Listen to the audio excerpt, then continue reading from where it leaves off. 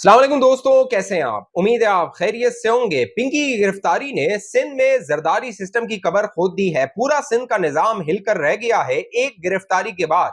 अब पिंकी की जबानबंदी का फैसला कर लिया गया है। मीडिया पर जो पिंकी की कवरेज हो रही है उसको रोकने का फैसला कर लिया गया है। 12 मई को जब पिंकी को अदालत में पेश किया गया और वहां से जो एक वीडियो फुटेज मंजरेआम पर आई, जिस तरह वो चल रही थी, उसकी चाल डाल, काले चश्मे, उसका चलने का अंदाज, बैठने का अंदाज, अदालत में जाने का अंदाज, पुलिस का प्रोटोकॉल देने का अंदाज, मीडिया में यह हाईलाइट हुआ और उसके बाद से हर तरफ पिंकी पिंकी हो रहा है। और पिंकी जो है वो बड़े बड़े नाम उगल रही है और खदशा ये है कि अगर मजीद इसी तरह पिंकी की कवरेज होती रही, पिंकी अदालत में पेश होती रही, वहां पे वो मीडिया से बात करती रही, तो फिर सिंध के जो सिस्टम नाफिज है 18 साल से, उसके पोल खुलना शुरू हो जाएंगे। बड़े बड़े वजीरों के नाम मंजरेआम पर आना शुरू हो जाएंगे कि किस तरह वो पिंकी को करोड़ों अरबों रुपए बनाने के लिए इस्तेमाल कर रहे थे। लिहाजा अब यह फैसला किया गया है कि पिंकी की जबान को हमेशा के लिए बंद कर दिया जाए। जब 12 मई को पिंकी को पेश किया गया और मीडिया पर जब हाईलाइट हुआ यह मामला, तो सिंध हुकूमत की, सिंध काबीना की, सिंध के वजीरों की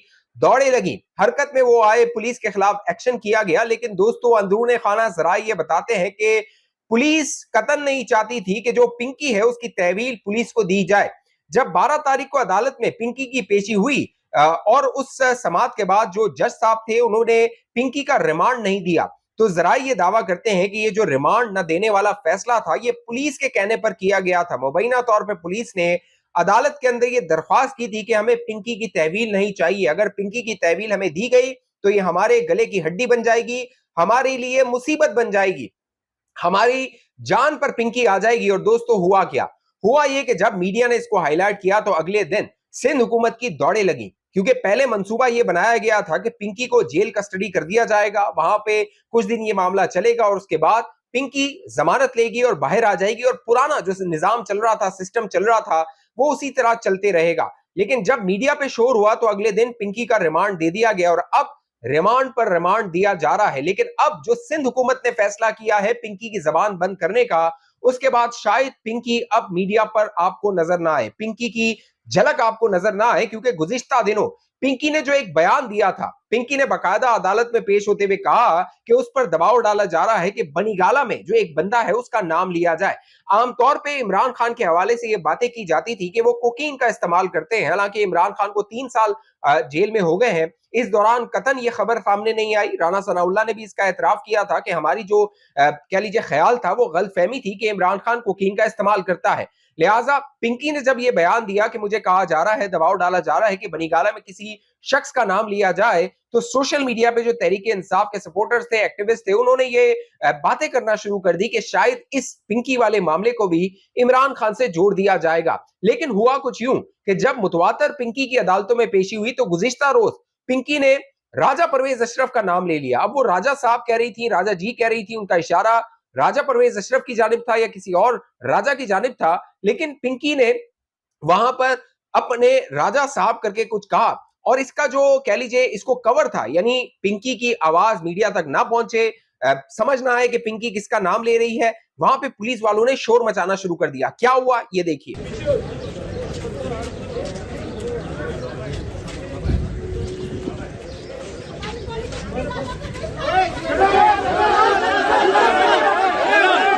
दोस्तों, ये मंजर सामने आने के बाद सिंध हुकूमत पर दबाव था। सिंध हुकूमत को लग रहा था कि पिंकी ने अब नाम लेना शुरू कर दिए हैं और अदालत में जिस तरह इसको गाए बगाए पेश किया जाएगा, ये मजीद नाम लेगी। हो सकता है कि जो इंक्वायरी रिपोर्ट मुरतब की गई है जिसमें चौंका देने वाले इंकशाफात हैं, वो रिपोर्ट अब तक मंजरेआम पर नहीं आई, लेकिन जरा ये दावा करते हैं कि उस रिपोर्ट में सिंध काबीना के कई वजीरों के नाम है, उनके बच्चों के नाम है, किस तरह वो कोकीन का इस्तेमाल कर रहे थे और किस तरह वो कोकीन आगे जो उनके यूजर्स हैं उन तक पहुंचा रहे थे और इसमें करोड़ रुपए वो माहाना कमा रहे थे। पिंकी उनका सप्लायर थी, पिंकी से वो माल लेते थे और जो नौजवान है उनको वो सप्लाई करते थे। लिहाजा अब सिंध के अंदर फैसला किया गया। फैसला ये किया गया, मैं आपको पहले बता चुका हूं, ये जो पिंकी की गिरफ्तारी है ये अप्रैल के महीने में हो गई थी, अप्रैल के आखिरी हफ्ते में। और यहां पे सिंध हुकूमत के वजीरों को, उनके मुशीरों को, उनके लीडरों को ये भनक पड़ गई थी कि पंजाब में, लाहौर में पिंकी को गिरफ्तार कर लिया गया और उसको किसी भी वक्त सिंध लाया जा सकता है। इसीलिए 29 अप्रैल को फरियाल तालपुर ने सिंध में सिंध असेंबली में एक इजलास किया था और उस इजलास में बाकायदा उन्होंने जो जावेद ओडो जो कि सिंध के आईजी हैं उनसे बात की थी कि जो मंशियात फरोश है, मंशियात के अड्डे चलाते हैं, उनके खिलाफ कार्रवाई की जाए। अब जब पिंकी की गिरफ्तारी मंजरे आम पर आई है तो जो जिया लंजार वजीर दाखिला है उनको ये खदशा है कि बड़े नाम आ सकते हैं, क्योंकि वो जो इंक्वायरी रिपोर्ट है जिसको अब तक मंजरेआम पर नहीं लाया गया, उसके चंद चंद जो नुकात हैं जिनमें कहा गया कि मुख्तलिफ एक्टर एक्ट्रेसेस हैं, सियासतदान है, कहा गया 30 के करीब जो सियासतदान है वो पिंकी के साथ राब्ते में थे, कॉन्टेक्ट में थे, वो माल लेते भी थे, माल इस्तेमाल भी करते थे, माल आगे पहुंचाते भी थे। तो खदशा ये था सिंध हुकूमत के कर्तादाताओं को कि ये नाम लीक ना हो जाए, और अगर ये नाम लीक हो गए, ये रिपोर्ट मंजरेआम पर आ गई तो बड़ी जिल्लत, बड़ी रुसवाई होने वाली है और इसकी सियासी कीमत हमें अदा करनी पड़ेगी। तो अब जिया लंजार ने क्या किया, पहले मैं आपको बता चुका था, जिया लंजार ने सिंध असेंबली में खड़े होकर धमकी दी थी और कहा था कि इंक्वायरी रिपोर्ट में लाहौर और इस्लामाबाद की शख्सियात के भी नाम है, हमारी पगड़ियां ना उछाली जाए, कीचड़ ना उछाला जाए, बदनाम ना किया जाए। अब जो जिया लंजार साहब हैं उन्होंने एक हल निकाला है, बाकायदा सिंध असेंबली में उन्होंने खिताब करते हुए कहा कि जो पिंकी है उसका ट्रायल जेल में होगा, जुडिशियल कस्टडी में उसका ट्रायल होगा, बाकायदा जज जो साहिबा या जज साहब हैं उनको जेल पहुंचाया जाएगा। याद है आपको इमरान खान का जैसे ट्रायल हो रहा था अडियाला जेल के अंदर, वहां जज साहब जाते थे, वहां इमरान खान का ट्रायल होता था, वहीं से सजाएं होती थी, मीडिया को कवरेज करने की इजाजत नहीं होती थी। तो अब पिंकी का जो ट्रायल है दोस्तों वो भी उसी तरह होने वाला है जिस तरह इमरान खान का ट्रायल हो रहा था, यानी पिंकी के ट्रायल के दौरान ना सहाफी होंगे, ना कोई और शख्स होगा जो कि ट्रायल को देख सकेगा, जज साहिबा या जज साहब होंगे वो वहां पर ट्रायल करेंगे, पिंकी ना मीडिया से बात कर सकेगी। अब पिंकी का जो एक्सेस है उसको रोक दिया गया है। साथ साथ जिया लंजार साहब ने जो बड़ी अहम बात की है अपनी इस तकरीर में, उन्होंने कहा कि जो पिंकी हीरोइन हीरो बनती हुई फिरती है, मैंने कहा है कि इसका ट्रायल जेल कस्टडी में किया जाए, और साथ साथ जिया लंजार साहब ने कहा कि जो एंड यूजर्स हैं उनको ना इल्जाम दिया जाए, उनको बदनाम ना किया जाए, जो ये सप्लाई करने वाले हैं, जो ये धंधा करने वाले हैं, उनका नाम लिया जाए, उनको पकड़ा जाए। क्या कहा सुनिए। मैंने पुलिस को कहा था कि ये जो इस एक मॉडल गर्ल के तौर पर चल रही है उसकी ट्रायल जो है रिस्ट्रिक्टेड करें और उसका ट्रायल जेल के अंदर हम करवाएंगे।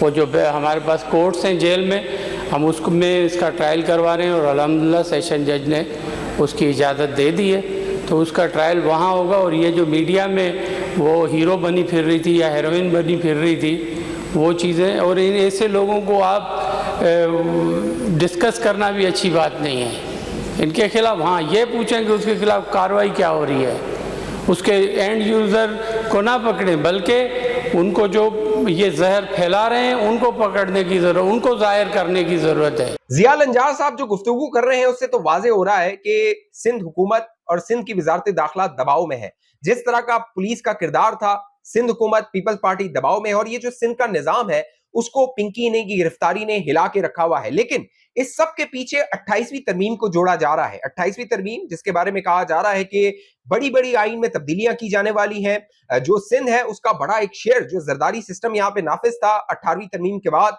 यहाँ पे बड़ा माल आता था, पैसा आता था, वो सिंध में लगता नहीं था, वो कहाँ जाता था, बाहर जाता था, दुबई जाता था, कहाँ जाता था, जायदादें बनती थी, वो तो वक्त बताएगा। लेकिन अब 28वीं तरमीम के जरिए 18वीं तरमीम में जो एक माल बनाने की स्कीम सिंध के अंदर तय की गई थी उसको खत्म करने का फैसला किया गया। लेकिन इसके जो रास्ते में रुकावट है वो पीपल्स पार्टी है। अब पीपल्स पार्टी के अंदर ये सोच पाई जा रही है कि हमें पीटीआई से हाथ मिलाना चाहिए, यानी पीटीआई जो मुश्किल में है उसको सहारा देना चाहिए और उस सहारे से अपनी बचत करनी चाहिए, यानी अपनी जो गर्दन है उसको तहरीके इंसाफ के सहारे से बचाया जाए। ये पीपल्स पार्टी के अंदर सोच पाई जा रही है। पीपल्स पार्टी के अंदर यह भी सोच पाई जा रही है कि हमने अदालतों के जो हाथ पांव काटे थे, जिस तरह हमने 26वीं और 27वीं तरमीम करके एक आईनी अदालत बनाई, उस वक्त बिलावल भुट्टो जरदारी साहब फ्रंट फुट पे थे, बाकायदा वो आईनी अदालत की जो कह लीजिए कि तर्जुमानी है या वकालत है वो किया करते थे कि एक आईनी अदालत होनी चाहिए। वो कहते थे बेनजीर की जो है ख्वाब था वो था। लेकिन अब जो आईनी अदालत बन गई है दोस्तों, उसको पीपल्स पार्टी के खिलाफ इस्तेमाल किया जा सकता है। बाकायदा पीपल्स पार्टी अगर पीटीआई के साथ इत्तेहाद करती है, पैगामात भिजवाती है, वैसे तो पीपल्स पार्टी की फाइलें, बड़ी मोटी मोटी फाइलें तैयार हैं। हमने देखा हालिया दिनों में नैब किस तरह मुतहरिक हुई, नैब एक्टिव हुई, मलिक रियाज की जो तलवार है वो लटका दी गई कि मलिक रियाज को वापस लाया जा सकता है, वादा माफ गवाह बन सकता है, इंटरपोल के नोटिस जारी हो गए। लिहाजा पीपल्स पार्टी के हवाले से तो बड़ा मवाद इदारों के पास मौजूद है, मोटी मोटी फाइलें जो है वो उनकी मौजूद है। और एक और जो हल सोचा जा रहा है वो ये सोचा जा रहा है जो तहरीक इंसाफ के साथ किया गया ना। देखिए 2024 के इंतखाबात में आप माने ना माने तहरीक इंसाफ को वोट पड़ा, लोगों ने गुमनाम उम्मीदवारों को ढूंढ ढूंढ के वोट दिए, इमरान खान का जो कैंडिडेट था उसको वोट पड़ा, यही मामला। लेकिन जो फॉर्म 45 फॉर्म 47 वाली जो कहानी थी ना वो पीटीआई के साथ हो गई।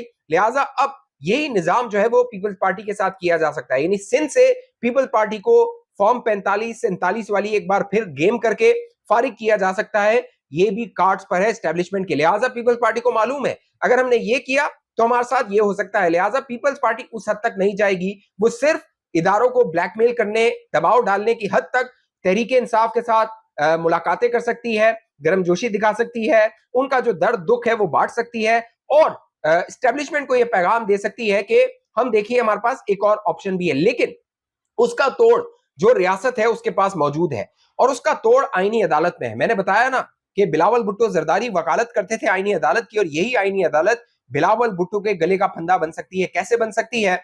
एक केस बिलावल भुट्टो जरदारी के खिलाफ पेंडिंग है सुप्रीम कोर्ट ऑफ पाकिस्तान में। अब लाजमी बात है वो आईनी अदालत सुनेगी अगर ये केस सुना जाएगा। 3 साल से ये केस पेंडिंग है और ये केस पेंडिंग है बिलावल भुट्टो जरदारी की नाअहली के हवाले से। न सिर्फ बिलावल भुट्टो जरदारी की नाअहली हो सकती है बल्कि आसिफ अली जरदारी की नाअहली भी हो सकती है। मामला कुछ यूं है कि जब इलेक्शन 2024 हो रहे थे उससे पहले सिंध हाई कोर्ट में एक दरख्वास्त दायर की गई और उस दरख्वास्त में यह कहा गया कि जो बिलावल भुट्टो जरदारी हैं वो पाकिस्तान पीपल्स पार्टी के चेयरमैन है, जबकि पाकिस्तान पीपल्स पार्टी पार्लियामेंटेरियन के वो वाइस चेयरमैन है। इसी तरह आसिफ अली जरदारी जो है वो पाकिस्तान पीपल्स पार्टी पार्लियामेंटेरियन के चेयरमैन है, जबकि पाकिस्तान पीपल्स पार्टी के वो वाइस चेयरमैन है। और जो इंतखाबात में जमात हिस्सा ले रही है उसका इंतखाबी निशान तीर है, जबकि जो बिलावल भुट्टो जरदारी जिस पार्टी के चेयरमैन है उसका इंतखाबी निशान तलवार है।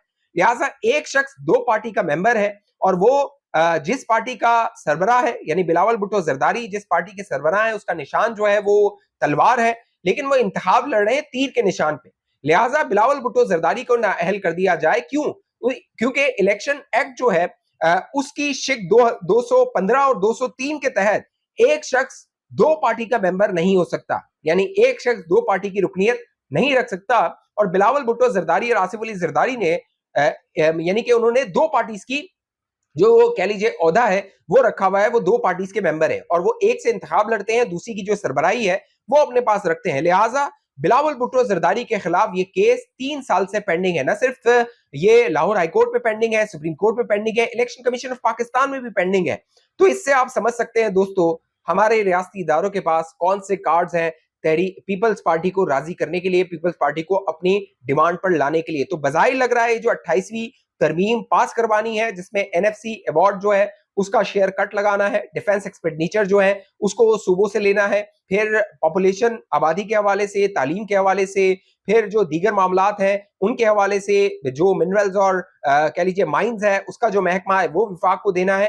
तो इसके हवाले से जो पीपल्स पार्टी ने 2010 में 18वीं तरमीम करके ये सारे मामला सूबों को मुंतकिल कर दिए थे, क्योंकि उस वक्त जरदारी साहब को मालूम था कि जो पीपल्स पार्टी की कारकर्दगी है 2008 से लेके 2013 तक, उसके बाद तो पीपल्स पार्टी की विफाक में हुकूमत नहीं आती। तो जरदारी साहब ने सारे इख्तियारात मुंतकिल कर दिए थे सूबों को, यानी सिंध में बैठना है, वहां निजाम चलाना है, सिस्टम चलाना है, लूट मार करनी है, और ये सिलसिला गुज़िश्ता 18 साल से चल रहा है। लेकिन अब दोस्तों रियासती इदारों ने फैसला कर लिया है, और रियासती इदारों ने ये पहली बार फैसला नहीं किया, इससे पहले भी कई बार हमारे इदारों ने फैसला किया, लेकिन होता यह है कि बाद में कह लीजिए कि कैंसर दिखा के, हार्ट अटैक दिखा के बुखार पे राजी कर लिया जाता है। और बजाय लग रहा है कि अब भी यही मामलात होंगे, क्योंकि पीपल्स पार्टी के बगैर ये जो निजाम है, हाइब्रिड निजाम है, वो चल नहीं सकता। इस हवाले से आप दोस्तों की जो भी राय नीचे कमेंट कीजिए। अब तक चैनल आपने सब्सक्राइब नहीं किया, जरूर सब्सक्राइब करके साथ घंटी का निशान उसको दबाइए, वीडियो को लाइक कीजिए, शेयर कीजिए, फेसबुक देखने वाले दोस्त पेज को लाइक फॉलो करके इस वीडियो को लाजमी शेयर कीजिए। अगली वीडियो तक मुझे इजाजत दीजिए, अपना ख्याल रखिएगा। पाकिस्तान जिंदाबाद।